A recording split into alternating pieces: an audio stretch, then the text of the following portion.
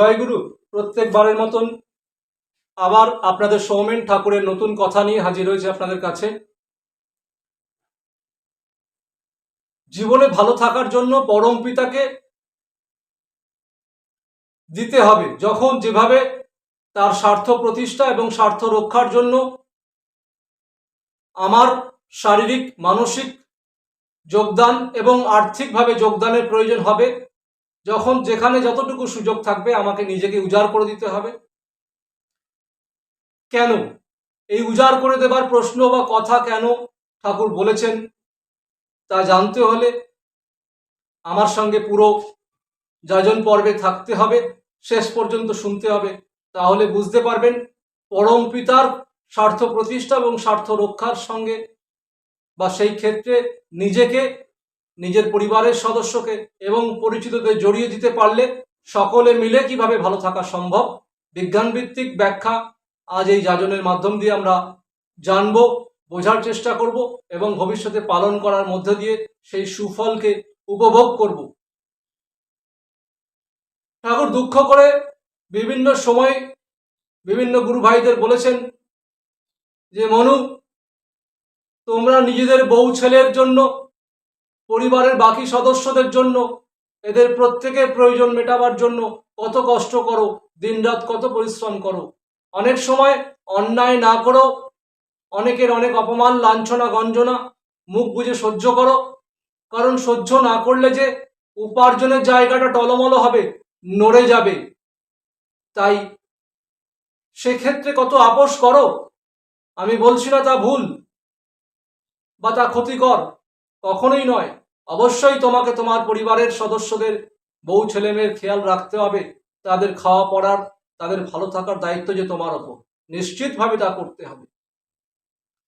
আমার আক্ষেপ এখানেই যে তোমরা সেই দায়িত্ব পালন করার ক্ষেত্রে তখন এত কষ্ট সহ্য করতে পারো, এত ঝক্কি ঝামেলা নিতে পারো, তখন ক্লান্ত বোধ করো না, মনে হয় না দূর এদের জন্য করব কেন, কারণ তাদেরকে আপন ভাবো, যে তারা যে তো তোমার নিজের, তাদের সঙ্গে তোমার যে অন্তরের আত্মীয়তা, তাই তুমি অনায়াসে তা করতে পারো।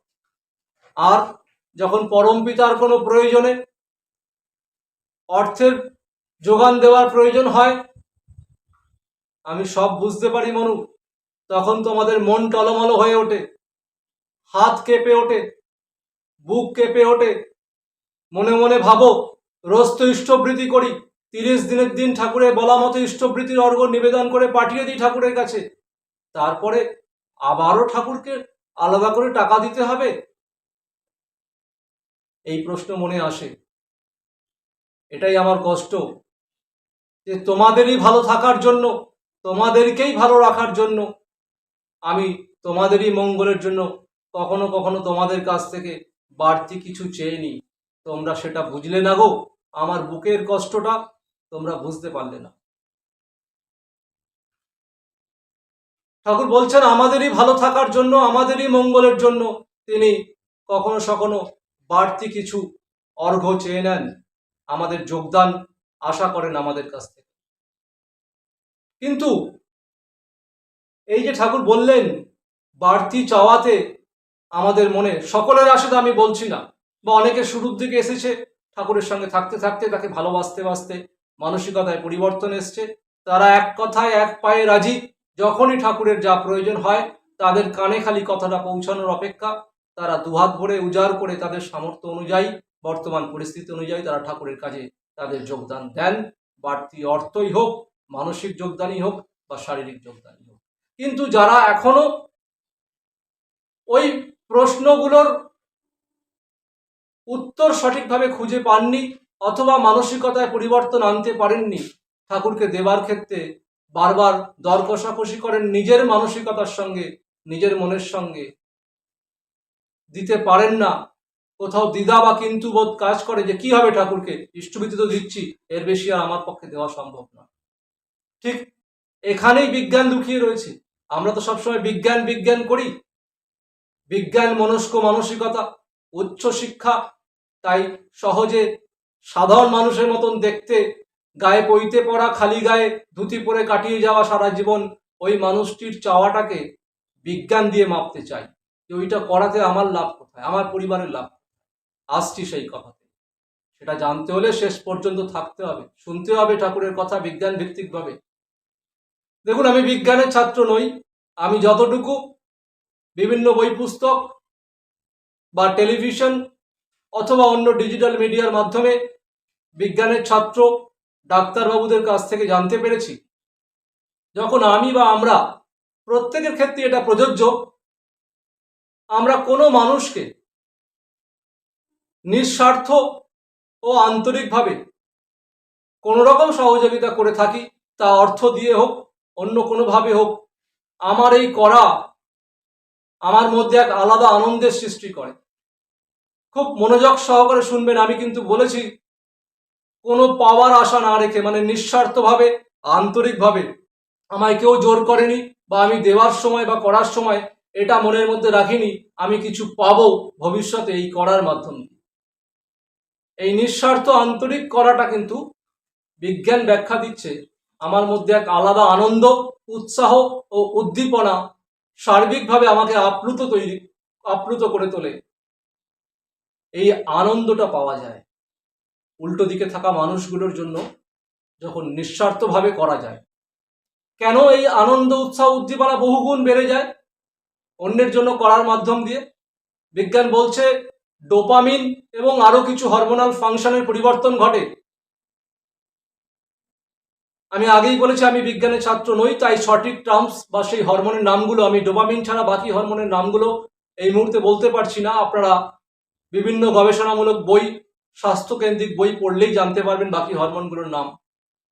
তো যখনই এভাবে আমরা কিছু করি সমাজের বিভিন্ন ক্ষেত্রে, বিভিন্ন পর্যায়ে, তখনই এই হরমোনগুলোর ক্রিয়া বিক্রিয়া আমাদের শরীরের মধ্যে বহুগুণ বেড়ে যায়, যা মস্তিষ্কের মাধ্যম দিয়ে নিঃসৃত হয়ে গোটা শরীরকে এক আলাদা উৎসাহ, উদ্দীপনা, আনন্দময় পরিবেশের মধ্যে আমার মনকে পৌঁছে দেয়। ভেবে দেখুন তো, যে একজন সাধারণ মানুষের জন্য বা একটা পথ কুকুর বা গরুর জন্য বা অন্য কোনো পোষ্যের জন্য যখন আমরা এইভাবে আন্তরিকভাবে নিঃস্বার্থভাবে করি, তখন যদি ওই হরমোনাল ফাংশন আমাকে এতটা আনন্দ দেয়, এতটা তৃপ্তি দেয়, আর এই করাটাই যখন আমার জীবনের শ্রেষ্ঠ মানুষটার জন্য, আমার জীবনের সব থেকে ভালো প্রিয় মানুষটার জন্য করি, যে নাকি বিশ্বের মালিক, পরম পিতা, যার জন্য ইষ্টবৃত্তি করি, তার জন্য যখন ইষ্টবৃত্তির পরেও এই বাড়তি যোগদানটা দিই, তখন কতটা আমার মধ্যে সেই হরমোনাল ফাংশনের পরিবর্তন ঘটে, যা আমাকে আমার মনের আনন্দের, মনের মানসিক অবসাদ কাটিয়ে এক অন্য উচ্চতায়, অন্য পর্যায়ে আমার মনকে পৌঁছে দেয়। আর এই মন দিয়েই তো আমরা সবকিছু করি। মন যখন আনন্দে প্রফুল্ল থাকে, ফুরফুরে থাকে, তখন আমরা অনেক কঠিন কাজ খুব সহজেই অল্প সময় করতে পারি। আরেকটু গভীরে ব্যাখ্যায় যাই। এটা আমরা প্রত্যেকেই ফেস করেছি আমাদের জীবনে, মানব জীবনে, ছোট থেকে বড়। যত বড় হয়েছি তত বুঝেছি এমন অনেক সময় অনেক কাজের দায়িত্ব এসে পড়ে, অনেক পরিস্থিতি এসে পড়ে, যে কাজটা বা পরিস্থিতিটা আমার কাছে তাৎক্ষণিকভাবে খুব জটিল এবং কঠিন মনে হয়েছে, মানসিক অবসাদ ঘিরে ধরেছে, মনে হয়েছে এই কাজ বা এই পরিস্থিতি আমার পক্ষে সামাল দেওয়া সম্ভব নয়। আমরা অনেক সময় দায়িত্ব ছেড়ে দিয়েছি, হাল ছেড়ে দিয়েছি, পিছিয়ে এসেছি, পরাজয়কে স্বীকার করেছি। আর ঠিক এখানেই আমার ঠাকুর হাত দিয়েছেন, শালা তোদের জন্মই হয়েছে পরাজয়কে হারিয়ে জয়ী হওয়ার জন্য, আর এই জয়ী হওয়ার জন্যই তিনি আমাদের থেকে বাড়তি যোগদান চেয়ে নেন। আর এই বাড়তি যোগদান যখন পরম পিতাকে খুশি করার জন্য হয়, তখন এই হরমোনাল ফাংশন এত গুণ বেড়ে যায় যে আমি যে কাজগুলোকে সাম্প্রতিক অতীতে পারবো না বলে হাল ছেড়ে দিয়েছিলাম, পিছিয়ে গিয়েছিলাম, জটিল পরিস্থিতিকে অতিক্রম করতে পারবো না বলে হার মেনে নিয়েছিলাম, পরম পিতার ক্ষেত্রে বাড়তি যোগদান, তার স্বার্থ রক্ষা, স্বার্থ প্রতিষ্ঠায় নিজেকে যুক্ত করার মাধ্যম দিয়ে ওই হরমোনাল বিজ্ঞান ভিত্তিক ফাংশন যখন আমার শরীরে অন্যরকম ক্রিয়া সৃষ্টি করে, তখন এই আমি হার মেনে নেওয়া মানুষটি আবার নতুন করে লড়াইতে ফিরে আসি, সেই কঠিন পরিস্থিতি, কঠিন কাজগুলোকে আগের থেকে অনেক শক্তিশালী মানসিকতার মাধ্যম দিয়ে শেষ করি এবং সফলতা অর্জন করি। এই সফলতা অর্জন, স্বামী বিবেকানন্দর কথায় আরেকবার আসতে হয়, তিনি বলছেন, প্রথমে জটিল কঠিন মনে হলেও তুমি একবার যখন সফল হবে, এই সফলতাই তোমার মানসিকতার দৃঢ়তা বাড়াবে, তোমাকে আরো পজিটিভিটির দিকে নিয়ে যাবে। আগামী দিনে আর এরকম জটিল কাজের দায়িত্ব বা পরিস্থিতি এলে তুমি হাল ছেড়ে পালাবে না, ভয় পাবে না। তিনিও আধ্যাত্মিক জগতের একজন শ্রেষ্ঠ ব্যক্তিত্ব, তার জীবনেও গুরুর প্রয়োজন ছিল। তিনি গুরুকে খুশি করে, গুরুকে প্রতিষ্ঠা করার জন্যই কিন্তু অনেক কঠিন পরিস্থিতিকে হারায় হারাতে পেরেছেন। শক্তিদাতা কিন্তু গুরু ছিলেন। তাই আমাদের জীবনেও যখন গুরু আছেন, আমরা তার ডাকে, তার প্রয়োজনে যখন যেখানে এইভাবে যোগদান দেওয়ার সুযোগ পাবো, আহ্বান পাবো, আমার প্রত্যেকের কাছে অনুরোধ, নিজেদের ভালো রাখার জন্য, নিজের পরিবারের সকলকে ভালো রাখার জন্য আপনারা উজাড় করে দেবেন আপনাদের বর্তমান পরিস্থিতি সামর্থ্য অনুযায়ী। কোনো চাপাচাপি নেই, কোনো জোরাজোরি নেই। ঠাকুর আমার কোনোদিন টাকার অঙ্কের সংখ্যা দিয়ে কাউকে মূল্যায়ন করেননি, কারোর ভালোবাসার মূল্যায়ন করেননি। আপনাদের আন্তরিক যোগদান যত কমই হোক তিনি দুহাত ভরে গ্রহণ করবেন, আর তিনি গ্রহণ করা মানেই আপনার সফলতার রাস্তা তৈরি হবেই হবে। সাময়িক দেরি হতে পারে। ঠাকুরের ভাষা দিয়েই বলি, তোমরা আমার সঙ্গে যুক্ত থাকলে দায়িত্ব নিয়ে বলতে পারি, কোনো শালা আমাদের হারাতে পারবে না। তাই একই আন্তরিক, একই আবেদন, প্রত্যেক ভিডিওই আমি করে যাব। সবাইকে ভালো রাখার আমাদের একটাই উপায়, তার কথা মতন চলা। যখন যেখানে যেভাবে তিনি বলবেন, কোনো ছুরিকাছি না চালিয়ে, প্রশ্নচিহ্ন মনের মধ্যে না রেখে আমরা তার পথে এগিয়ে যাব। আশা করি বিজ্ঞানভিত্তিক ব্যাখ্যায় বোঝা গেল তাকে ভালোবাসার সুফলটা কোথায়।